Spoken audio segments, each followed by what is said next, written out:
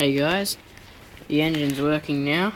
I've taken off the flywheel and other little parts to get to this point system here. It's basically the same problem that I had with the last lawnmower. The points were dirty and just basically the magneto and flywheel needed to clean. Sorry about that other noise. Some guy next door vacuuming or something.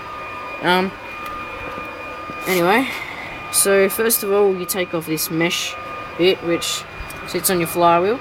Well, obviously first you take off the pull start. And then you take off this little bit which has a housing on it. Oh, the housing's already on it. So this part basically goes one way and then glides the other way.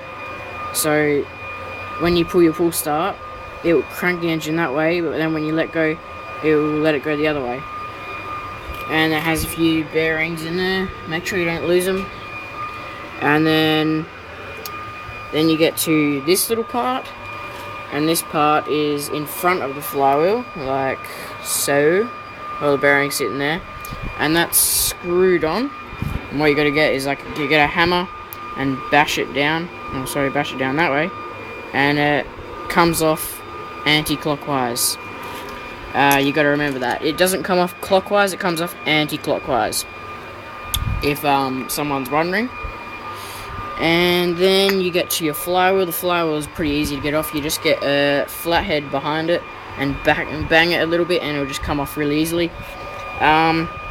In the flywheel, there is this little bit which sits in that groove there. Make sure you do not lose it. If you don't, the flywheel is just going to spin on this shaft. It's not actually going to engage the shaft. What this does is puts a slit in there, so these two join and the flywheel would actually spin. What the flywheel actually does is balances out the strokes, so your engine doesn't misfire. It gets momentum to throw the engine to the next stroke and so on, and also just balances out.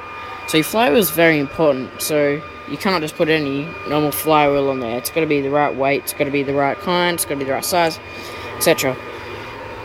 So that's a bit of information for you. Next you get to this, which is your point system, which your magneto hooks up to, and there's a set of points in here, there, and they click together to make the spark. That's what gives you your timing. I'll just whack this little bit on so I can crank it over.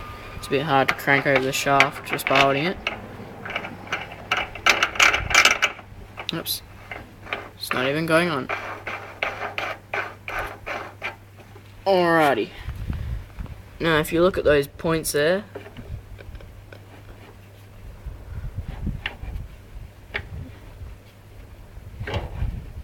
I don't know if you just saw that.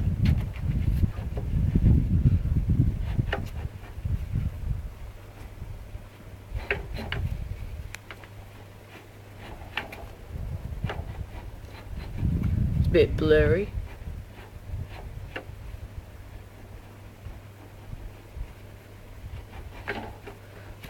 It's kind of hard to see, but anyway, it clicks together, and that's what makes you spark. And what happened with mine, it was a bit dirty, so I just get a bit of fine grit sandpaper, put it in between and sand it, and get all the grit out. And I did that, put it all back together, and started my engine. It was going, and then it stopped.